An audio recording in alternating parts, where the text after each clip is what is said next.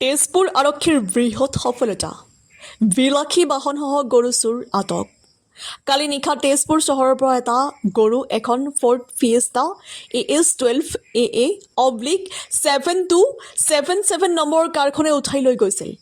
আৰক্ষীয়ে খবৰ পোৱাৰ পিছত পৰুৱাত অভিযান চলাই গৰু চোৰ শ্বাহিদ আলীক আটক কৰে।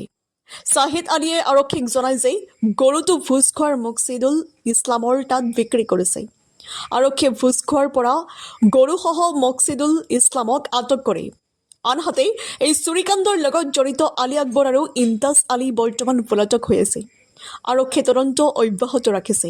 আমি পুনৰ জনাইছো এই মুহূৰ্তত তেজপুৰ আৰক্ষীৰ বৃহৎ সফলতা বিলাসী বাহনসহ গৰু চোৰ আটক কালি নিশা তেজপুৰ চহৰৰ পৰা এটা গৰু এখন ফৰ্ড ফিয়েষ্টা AS12AA/7277 নম্বৰৰ কাৰখনে উঠাই লৈ গৈছিল।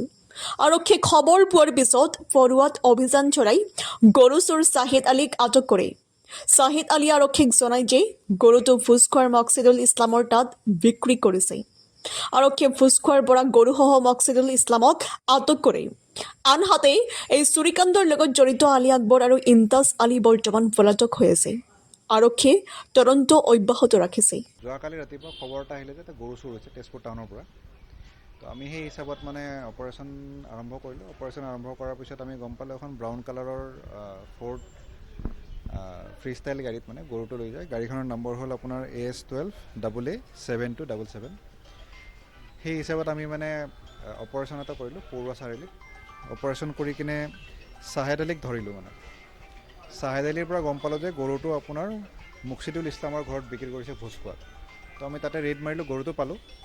গৰুটো পোৱাৰ পিছত আৰু দুজন ইয়াৰ লগত জড়িত আছিলে, তেখেতসকল বৰ্তমান পলাতক, আলী আকবৰ আৰু ইমতাজ আলী।